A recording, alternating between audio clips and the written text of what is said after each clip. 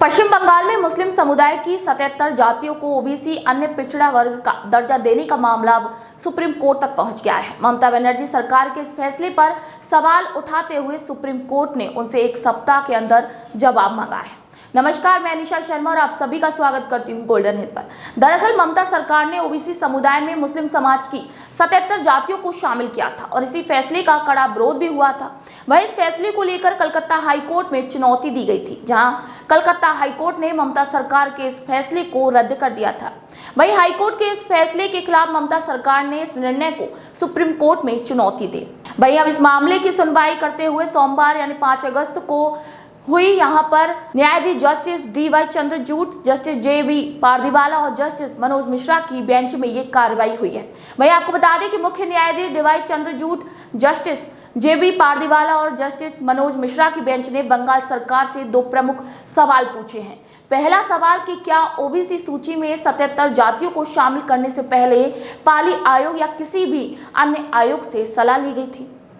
वहीं दूसरा सवाल ये किया गया कि क्या ओबीसी की सब क्लास को लागू करने से पहले सरकार ने किसी विस्तृत अध्ययन या फिर किसी भी जगह से सलाह मशवरा किया था।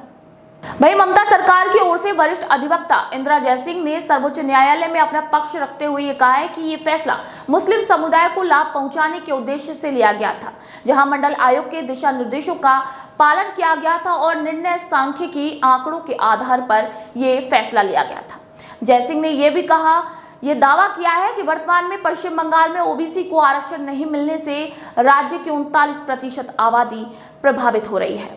वहीं वरिष्ठ अधिवक्ता मुकुल रोहतगी ने भी इस फैसले का कड़ा विरोध करते हुए कहा कि बिना किसी विस्तृत अध्ययन के समुदाय को ओबीसी सूची में शामिल करना एक धोखाधड़ी है। रोहित ने आरोप लगाया कि इस फैसले के पीछे कोई ठोस सामाजिक और आर्थिक पिछड़े वर्ग का कोई भी डेटा शामिल नहीं है। वहीं सुप्रीम कोर्ट ने भी ममता सरकार को 1 सप्ताह के भीतर इन सवालों का जवाब देने के लिए समय दिया है।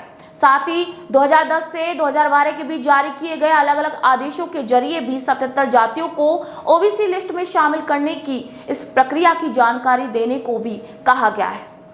भाई बात करें तो अब सभी की नजरें 16 अगस्त को होने वाली अगली सुनवाई पर टिकी हुई हैं, जहां इस मामले में और भी महत्वपूर्ण तथ्य सामने आ सकते हैं। ये मुद्दा न केवल पश्चिमी बंगाल की नीति पर बल्कि राज्य की राजनीति पर भी एक गहरा असर डाल सकता है।